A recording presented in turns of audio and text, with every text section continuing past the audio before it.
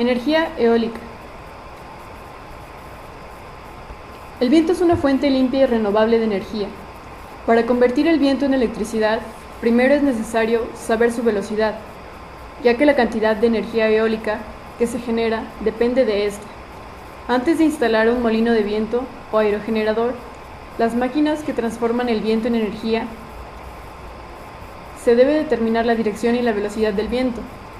La misma información también es indispensable para los meteorólogos, ya que les ayuda a entender y predecir los patrones climatológicos.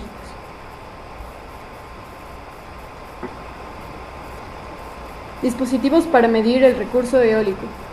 El viento es un vector que tiene aproximadamente 2 dimensiones, puesto que la componente vertical es normalmente muy pequeña. La manera natural de describir el viento es mediante sus coordenadas polares, el módulo velocidad y la dirección. Escala de Beaufort. La escala inicial no tenía velocidades de vientos, sino que detallaba un conjunto de condiciones cualitativas, desde 0 a 12, de acuerdo a cómo un navío actuaría bajo cada una de ellas. La escala se transformó en un parte estándar de las bitácoras para navíos a finales de 1830. La escala fue adaptada para uso no naval a partir de 1850, cuando los números de Beaufort se asociaron con el número de rotaciones de un anemómetro para medir la velocidad del viento. Dirección y magnitud. Anemómetro. El instrumento que mide la velocidad del viento de manera directa en aplicaciones eólicas es normalmente el anemómetro, y el más común es el anemómetro de cazoletas. Los diseños actuales de este tipo de instrumento tienen 3 cazoletas montadas sobre un pequeño eje. El anemómetro de cazoletas emplea su rotación, que varía en proporción a la velocidad del viento, para generar una señal. Para medir el ritmo de rotación de las cazoletas, se puede emplear contadores mecánicos, variaciones de voltaje o interruptores fotoeléctricos. Para medir la dirección del viento, normalmente se emplea una veleta. Consta de una cola ancha que el viento mantiene a sotavento de un eje de rotación vertical y de un contrapeso que se mantiene a partovento y que proporciona el equilibrio necesario para que el instrumento gire lo más libremente posible. Sistemas complementarios. Los anemómetros sónicos, que emplean ondas ultrasónicas para medir simultáneamente la velocidad y la dirección del viento. Anemómetro de empuje. Este anemómetro está formado por una superficie colocada en el extremo de un péndulo, que se coloca en posición frontal con el viento. El viento hace que empuje la superficie levantándolo de manera proporcional a la velocidad del mismo. Están dotados de una escala graduada. No son muy precisos y se utilizan para tener una información estimada del viento. Anemómetros de hilo caliente. Los anemómetros térmicos miden la velocidad del viento, midiendo el gradiente o cambio de calor utilizando un sensor calefactado eléctricamente. El sensor se mantiene a temperatura constante.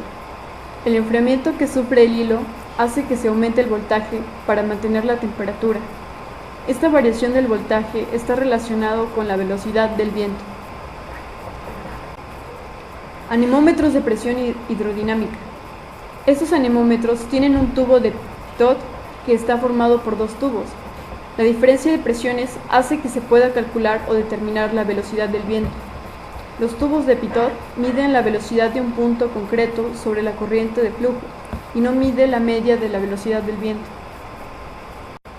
Otro son las herramientas de teledetección, como el SODAR y el LIDAR, que emplean sonido y luz respectivamente para barrer la vertical de la atmósfera y así obtener un perfil de sus características. Representación gráfica del recurso eólico mediante la rosa de los vientos. La rosa de vientos es un modo de representación de recurso eólico. Con este modo de gráfico conoceremos la frecuencia, valores medios de velocidad de viento y la energía en cada dirección.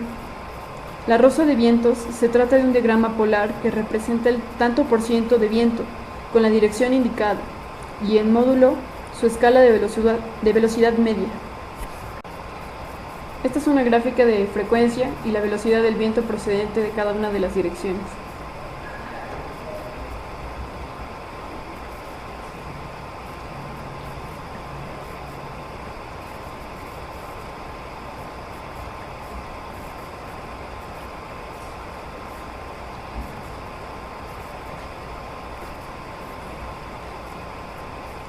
Escala de velocidades del viento.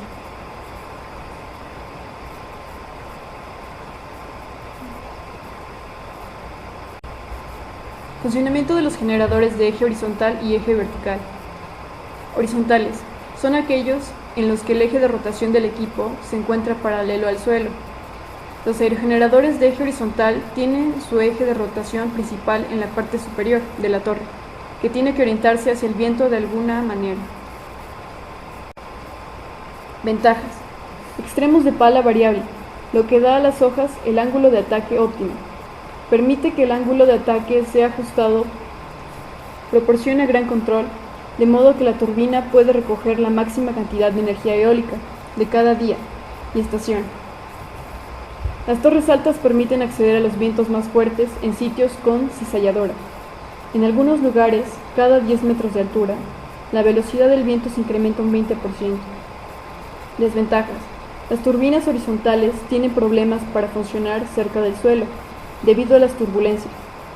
Las torres altas y las palas largas son difíciles de transportar. El transporte puede costar un 20% del costo del equipamiento. Las turbinas altas son difíciles de instalar y necesitan grúas poderosas y operadoras hábiles. Las turbinas altas pueden afectar los radares de los aeropuertos. Presentan impacto visual en el entorno y con frecuencia suscitan reclamaciones por afectamiento del paisaje.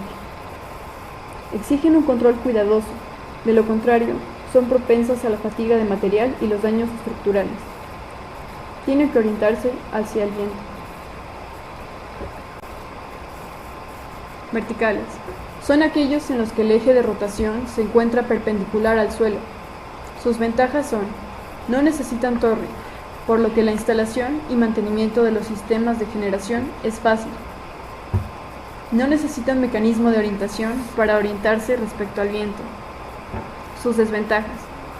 Al estar cerca del suelo, la velocidad del viento es baja. Baja eficiencia. No son de arranque automático. Requieren conexión a la red para poder arrancar utilizando el generador como motor. Requieren cables tensores.